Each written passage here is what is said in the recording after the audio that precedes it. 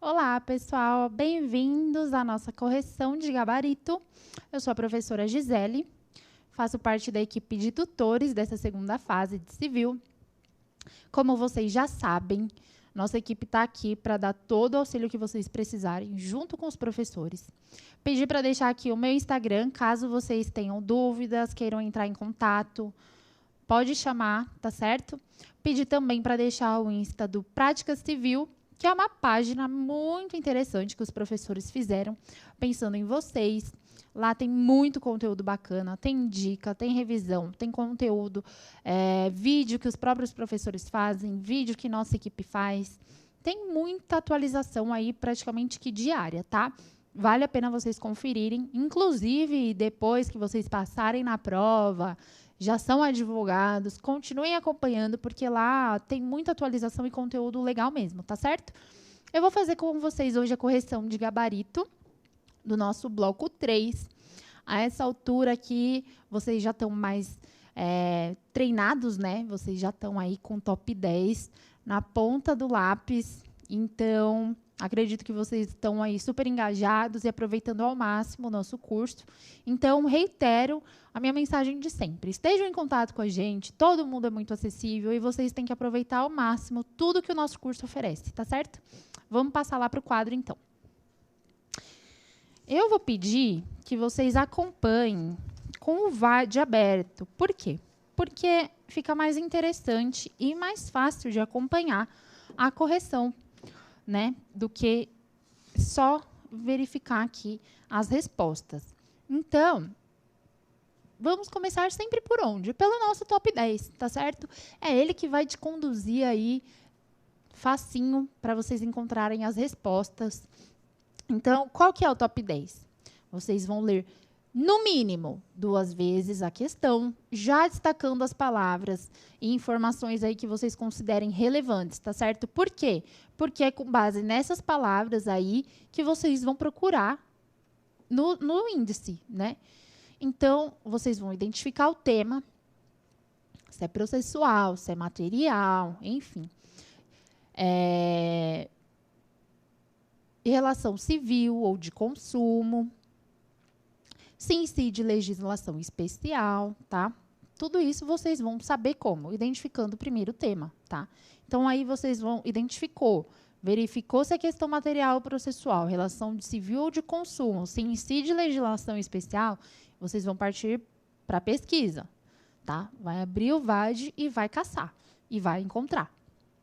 A ordem de pesquisa é o índice remissível e o sistemático. E aqui, assim, não tenham dó de procurar. Procurem, folheiem, que vocês vão encontrar. Pensou, grifou a palavra, não encontrou, vai pensar num sinônimo e vai pensando e você vai encontrar, tá? Iniciar respondendo sim ou não. É muito importante porque tem questão que não cabe a resposta sim ou não. Mas, via de regra, procure ter esse pensamento antes de iniciar a resposta. Sim ou não? Cabe, né? Ou se é algum outro fundamento, mas, via de regra, vai ter que responder se sim ou não, tá? Ser objetivo e aplicar o dispositivo legal ao problema. Indicar o dispositivo legal e transcrevê-lo com as próprias palavras. Por que ser objetivo? Porque aqui vocês não têm que ficar perdendo tempo com textão, tá? A OAB, ela tem vindo aí as respostas, o padrão de resposta, muito objetivo mesmo. Papo de... Quando é muito extensa a resposta, é umas 5 linhas.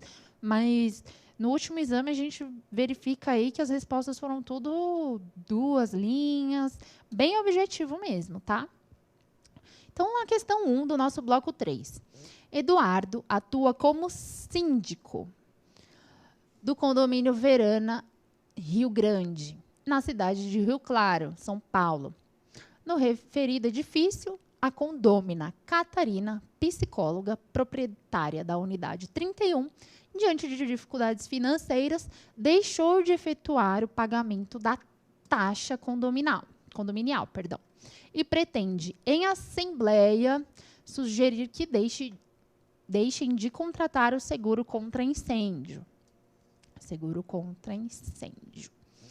No mesmo edifício, Iago, jornalista, proprietário da unidade número 32, apesar de quitar com as obrigações condominais, possui hábitos prejudiciais ao sossego e bons costumes. Ou seja, estamos diante aqui de uma caloteira que quer se esquivar do seguro contra incêndio e diante de um jornalista aí que, apesar de pagar as contas em dia, ele tem hábitos prejudiciais ao sossego e bons costumes. Eu não quero nem pensar o que o Iago faz aí nesse condomínio. Como advogado de Eduardo, quem que é o Eduardo? O síndico. Síndico do prédio, responda. Considerando a proximidade de assembleia de condomínio, Catarina, na qualidade de proprietária, poderá participar das deliberações e votar?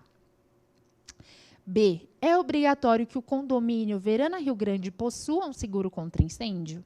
Eduardo, como síndico, possui competência para realizar a contratação do seguro?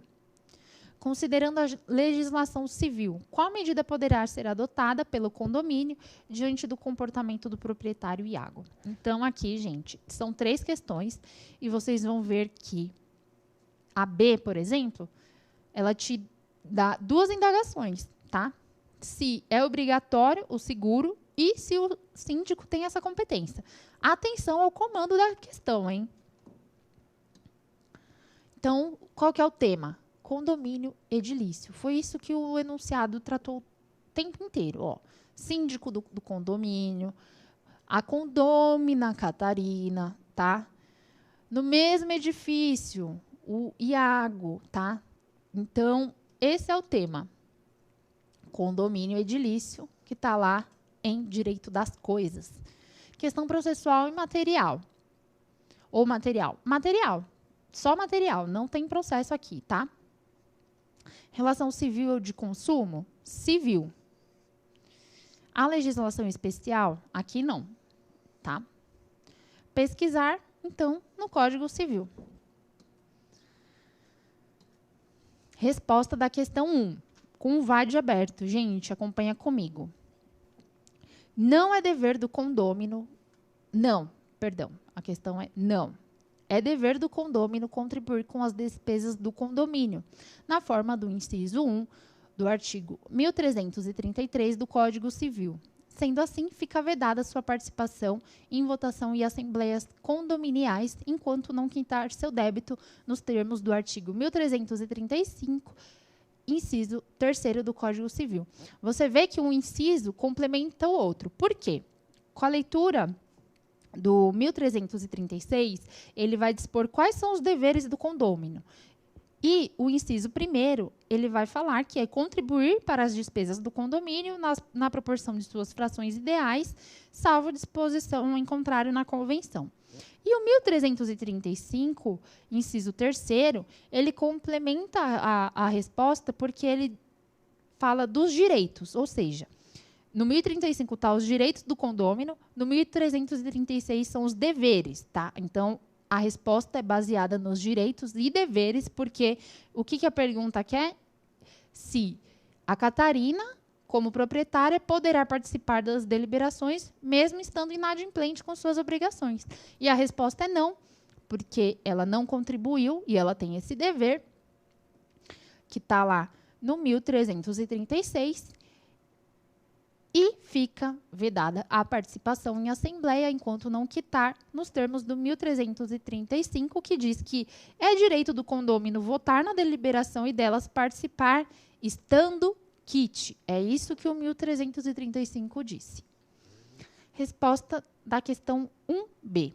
Conforme o artigo 1346 do Código Civil, o seguro contra incêndio é obrigatório e compete ao síndico realizar o seguro da edificação nos termos do artigo 1348, inciso 9 do Código Civil. O que diz aí o 1346? É obrigatório o seguro de toda edificação contra o risco de incêndio ou destruição, total ou parcial. E o 1348, no inciso 9, vai dispor que compete ao síndico realizar o seguro da edificação. Tá certo? Essa é a resposta. Questão 1C, que era mesmo que, considerando a legislação civil, qual a medida poderá ser adotada pelo condomínio diante do comportamento do proprietário Iago.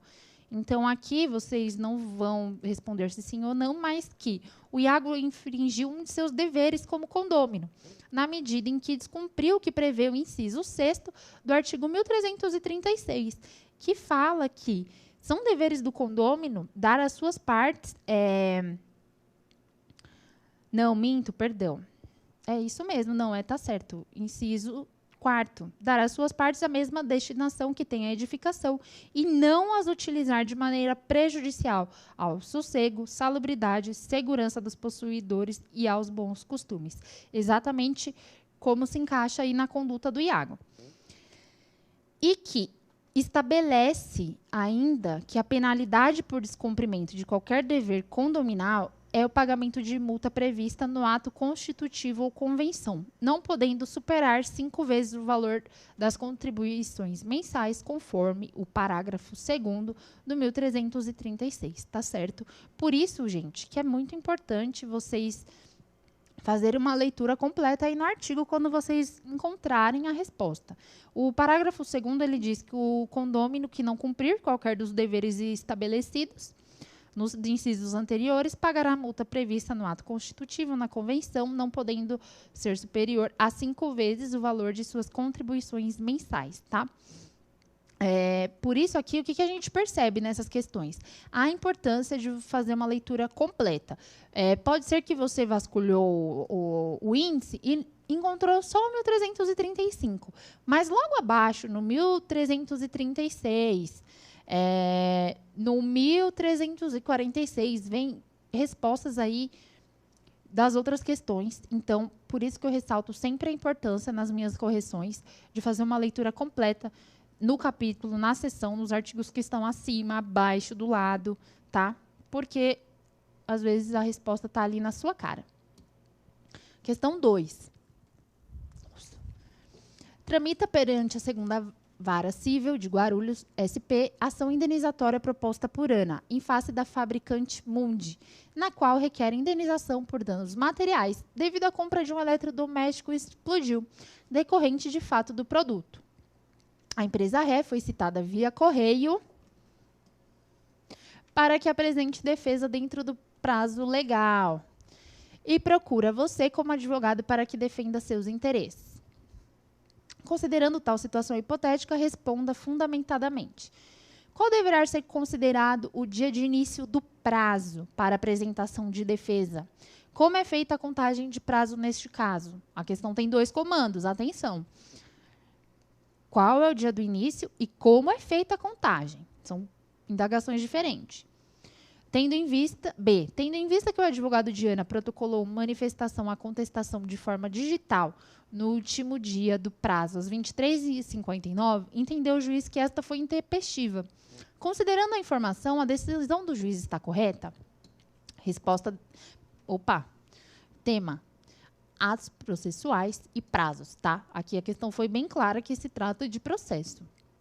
Então, processual, relação civil de consumo é civil, a legislação especial não, e vocês vão procurar no CPC, portanto. A resposta da A é que, tendo em vista a citação feita pelo correio, considera-se o primeiro dia do começo do prazo a data da juntada aos autos do aviso de recebimento. Não é o próximo dia útil, não tem nada disso, tá? É a data de juntada. Juntou, correu o prazo, conforme dispõe o artigo 231, inciso 1º do CPC, devendo o prazo ser contado em dias úteis nos termos do artigo 219. Então, o 231 vai estar lá expressamente que a data da juntada dos autos do aviso de recebimento, quando a citação for pelo correio, que é o dia do começo do prazo. E o artigo 219, que fala que na contagem de prazo em dias estabelecido por lei ou pelo juiz, computar-se-ão somente em dias úteis, tá? Resposta da questão 2B. Não, uma vez que o artigo 213 do CPC prevê que a prática eletrônica pode ocorrer até as 24 horas do último dia do prazo. E o que a pergunta fala? Protocolou manifestação de forma digital. Então, a resposta é aqui, 213 do CPC, tá? Que fala da prática eletrônica de ato processual, pode ocorrer em qualquer horário até as 24 horas do último dia do prazo. Questão 3. Lucas, após reiterados problemas com seu computador, realizou a compra parcelada de um notebook da marca Pineapple na loja Casa Eletro, no valor de R$5.000. Poucos meses após a realização de compra, recebeu uma notificação de cobrança que seu nome já estava inscrito nos órgãos de proteção de crédito, o famoso SPC e Serasa, ante a inadimplência de 4 boletos em aberto. Ele comprou e ficou inadimplente. Devido à inclusão de seu nome nos órgãos de proteção de crédito, Lucas ingressou com a ação pelo procedimento comum em face da loja Casa Eletro, requerendo indenização por danos morais no importe de R$10.000. A loja Casa Eletro, então, apresentou contestação demonstrando ser devida à cobrança e o apontamento do nome de Lucas, ó, aqui, importantíssimo. Demonstrou ser devida à cobrança e o apontamento do nome de Lucas no cadastro de proteção de crédito, bem como juntou documentos que comprovam que Lucas já possuía mais 2 inscrições legítimas de seu nome nos órgãos de proteção de crédito, anteriores àquela feita pela ré, sendo, portanto, indevida a indenização por danos morais. Ou seja, ele já era de dar calote por aí, de ficar inadimplente.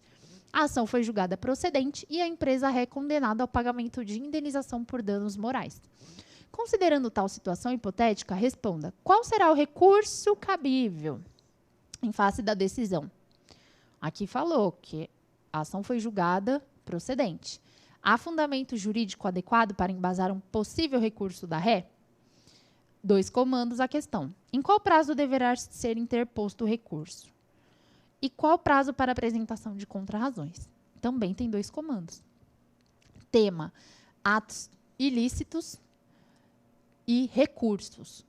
Por que atos ilícitos? Porque aqui a questão fala da indevida negativação do nome, tá? Então, vamos lá. Processual e material, tá? Essa questão vocês vão ter que abordar. Processo e material, porque a questão te dá 2 comandos. Qual é o recurso e qual o fundamento desse recurso. Relação civil ou de consumo, civil. A legislação especial, não. Vocês vão se basear no CPC e no Código Civil, portanto. Resposta da 3A é que caberá apelação, com base no artigo 1009 do CPC, que diz expressamente que da sentença cabe apelação. E, em sede de apelação, pode o réu alegar que não cometeu ato ilícito, conforme o artigo 188, inciso 1º do Código Civil, que é o artigo que diz que não constitui ato ilícito os praticados em legítima defesa ou no exercício regular de um direito reconhecido. A loja, poxa, tinha direito porque o Lucas estava inadimplente, então ele não cometeu nenhum ato ilícito, tá? Nos órgãos de proteção de crédito, ante a inadimplência no pagamento dos boletos em aberto. No mesmo sentido, informa a súmula 385 do STJ que não cabe indenização por dano moral quando pré-existente legítima inscrição. Ou seja, a ação foi julgada procedente aí de forma errada, né? Não caberia o dano moral por força da súmula 385 do STJ. Por isso que é muito importante vocês folhearem também o índice de súmulas aí no seu VAD. Resposta da questão 3B. O prazo será de 15 dias, conforme o artigo 1003, parágrafo 5º do CPC, artigo-chave para demonstrar a tempestividade do recurso, hein, galera? Não se esqueçam.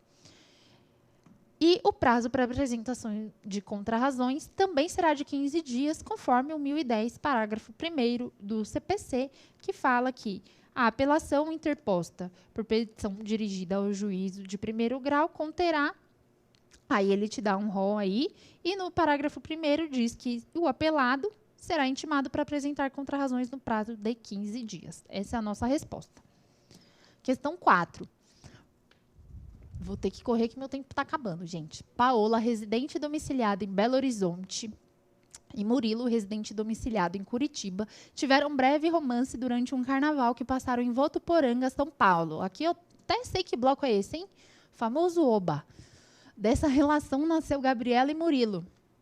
Se recusou a reconhecer a paternidade da criança, né? Corriqueira essa cena por aí. Paola, que gasta com a menor uma média mensal no valor... vamos grifar aqui que ele se recusou, tá? Gasta com a menor uma média mensal no valor de R$3.000, propõe ação de reconhecimento de paternidade. O suposto pai se negou a se submeter ao exame de DNA, sob a alegação de que não estaria obrigado a produzir prova contra si. O magistrado, tendo em vista o superior interesse da menor e o seu direito à identidade genética, reconheceu a paternidade atribuída ao réu. Pergunta-se, ante essa situação, A. O entendimento do magistrado se coaduna com a lei? Justifique e fundamente sua resposta. B. Caso seja... aqui está cúmula, tá? Mas é cumulada. Com pedido de alimentos, qual será o fórum competente? Então, aqui, o tema é investigação de paternidade e competência, tá? Bem claras as questões. Questão processual ou material? Material e processual, porque a gente vai precisar de fundamento e também olhar o processo, porque fala de competência. Relação civil ou de consumo, civil. A legislação especial, aqui está não, mas considerem que sim, porque é uma ação de investigação de paternidade. Pesquisar, portanto, na legislação, no Código Civil e no CPC. Resposta da questão A é sim. O entendimento do magistrado se coaduna com a lei, porque há presunção de paternidade com a recusa em se submeter ao exame de DNA. Nesse sentido, temos o artigo 2º, parágrafo único da Lei 8.560 de 92, que é a Lei de Investigação de Paternidade. Ainda os artigos 231 e 232 do Código Civil e a súmula 301 do STJ, que é muito importante, que fala que em ação investigatória a recusa do pai de se submeter ao exame de DNA induz presunção iuris tantum, ou seja, uma presunção relativa de paternidade, tá certo? E a resposta da questão 4B é que o fórum competente é o de domicílio do alimentando, conforme artigo 53, inciso 2º do CPC e súmula 1 do STJ. Nesse caso, o fórum de Belo Horizonte, porque é lá que Paola reside com a menor. Tá certo? Deixei aqui os artigos e súmulas importantes. Quero que vocês leiam todos esses artigos, tá? Aqui, da parte das coisas, tá certo? Artigo 53 do CPC, artigo 1009 do CPC, 188, aqui é 188, quase certeza, CPC não, aqui é Código Civil, tá? 1003 do CPC, 1010 do CPC, 231 e 232 do Código Civil são muito importantes, façam essa leitura. Lei 8.560 de 92, marquem essa lei aí no código e as súmulas 1, 385 e 301 do STJ. Esse bloco demonstrou aí como é importante vocês estarem afiados em súmulas também, tá? Então é isso, gente. Fiz um rabisco doido ali no quadro, mas é para chamar a atenção de vocês nos artigos que merece leitura aí para melhor compreensão da matéria que caiu aí nesse bloco de questões 3. Espero que tenha ajudado, que tenha ficado claro para vocês aí a melhor forma de vocês encontrarem as respostas. E é isso. Qualquer dúvida, entre em contato, seja pelo Instagram ou pelo CSD, mas não durmam com a dúvida, tá certo? A hora de vocês esclarecerem tudo é agora. Muito obrigada e até a próxima.